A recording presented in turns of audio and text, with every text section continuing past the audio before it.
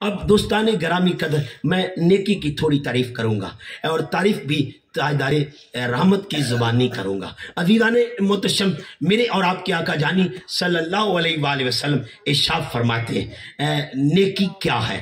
نیکی دوستان گرامی قدر حضور فرماتے ہیں دو تصورات کا آپ کے ذہن میں رہنا اور ان کو رکھ کر عمل کا کرنا نیکی ہے۔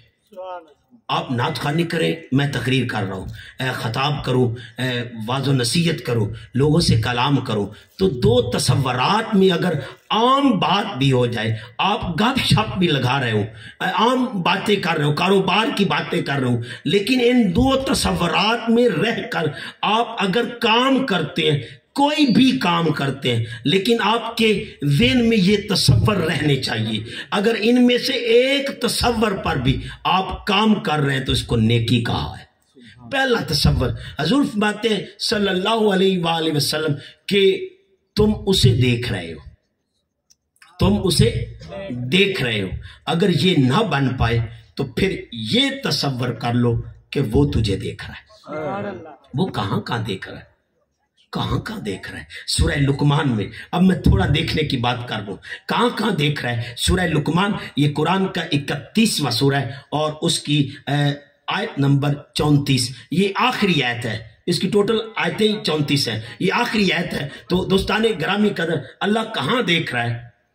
ان اللہ، بے شک اللہ، اندہ، جس کے پاس ہے، علم الساعہ، قیامت کا علم، قیامت کا علم اسی کے پاس ہے۔ وَيُنَزِّلُ الْغَيْثَ، اور وہی ہے جو پانی برساتا ہے۔ وَيَعْلَمُ مَا فِي الْأَرْحَامِ، اور اللہ وہ ہے جو ماں کے بطن میں بھی جانتا ہے کہ کیا ہے، سبحان اللہ، کیا ہے جانتا ہے۔ پھر سورہ مومنون میں آواز تھی، کون اللہ؟ مَا كُنَّا عَنِ الْخَلْقِ غَافِلِينَ، جو اپنی مخلوق سے غافل رہتا ہی نہیں، مخلوق پر نظر ہے۔ اور عزیزان محتشم، سورہ احزاب کے الفاظ بتا رہا ہوں، عزیزان روک رہا ہوں سورہ احزاب پر۔ سورہ احزاب وہ سورہ ہے دوستان گرامی قدر جو شان اہل بیت میں کلام کرتی ہے۔ اور یہاں پہ روک کے میں سورہ نحل کی ایک آیت ہدیہ کر کے پھر دو آیتیں آپ کو ہدیہ کروں گا۔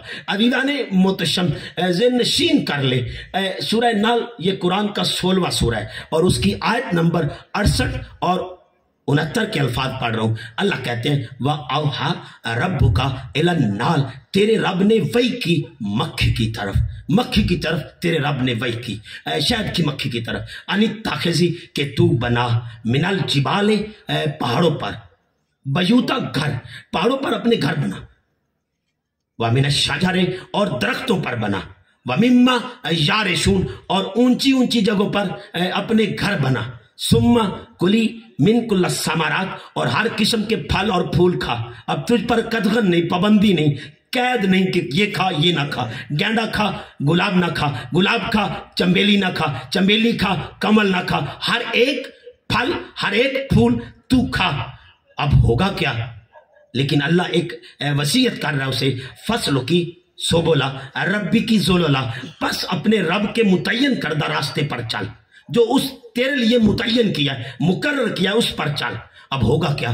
یخرج من بطونہا شراب مختلف الوانہ، جب اس کے پیٹ سے نکلتی ہے شراب پینے کی چیز، مختلف الوانہ، رنگ تو مختلف ہے، فیہ شفاء للناس، بس اس میں شفا ہے لوگوں کے لیے، لوگوں کے لیے شفا ہے۔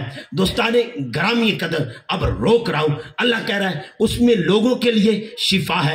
اب کسی بھی مکتب فکر سے پوچھیں یار شہد میں شفا ہے، وہ کہے گا ہاں بھائی، کہاں سے دلیل بنا رہے ہو؟ کہا قرآن دے رہا ہے کہ اس میں شفا ہے۔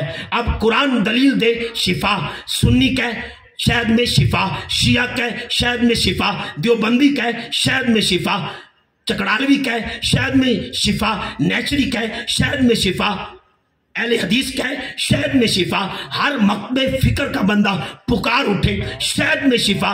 بھائی دلیل کہاں سے تلاش کر رہے ہو؟ کہا قرآن نہیں پڑھا، فی شفاء للناس، اس میں شفا ہے۔ عزیزان محتشم، میں اس اگر مکتب فکر کے بندے سے سوال کروں یار مجھے بخار ہوا، میں نے پوری شیشی شہد کی پی، مجھے شفا نہیں ہوئی، مجھے شفا نہیں ہوئی. کہا تیری قسمت کا سودا، تیری قسمت میں شفا نہیں، اس میں شفا ہے. عزیزان محتشم، ہر مقم فکر کا بندہ آگ بگولا ہو جائے گا. خبردار، شاید میں شفا نہ مانی. تو ہمارے قرآن سے انحراف کر رہا ہے، قرآن کا انکاری ہے، قرآن سے تکرار کر رہا ہے، ٹکراؤ کر رہا ہے. عزیزان محتشم، جب قرآن کہے شاید میں شفا تو ہر ایک ملا مان لے، اور جب اسی قرآن میں وہ کہے انما یرید اللہ لیذھب عنکم الرجس.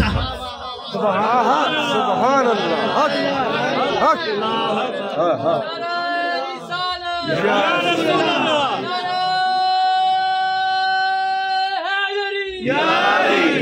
تو آؤ دوستانی گرامی قدر، مجھے اور آپ کو سنانے کی ضرورت نہیں ہے، یہ ذہن نشین کر لے.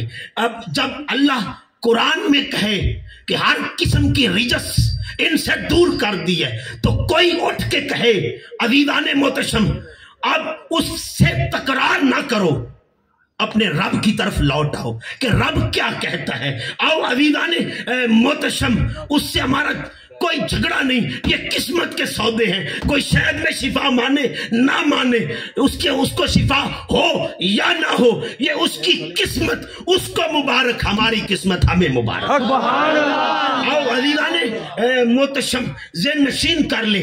میری طبیعت میں نہیں کہ کسی پر کیچڑ اچھالتا پھروں، کسی کو گنہگار کرتا پھروں. شاید یہ تو بلے شاہ پتہ تد لگ سی جدو چڑی پھنسی ہاتھ بازا.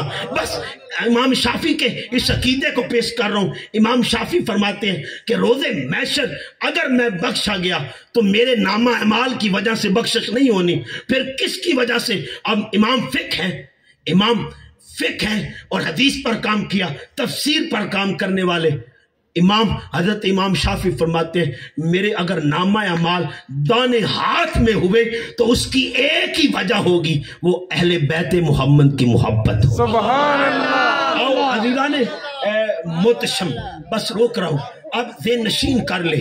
اب کسی اور کو بتانے کی ضرورت نہیں، میں زبان سے کہہ رہا ہوں، آپ سن رہے ہیں. اللہ کہتا ہے واللہ یعلم ما فی قلوبکم. اگر آپ کے لیے کر رہا ہوں تو وہ جانتا ہے، اگر اس کے لیے کر رہا ہوں تب بھی وہ جانتا ہے.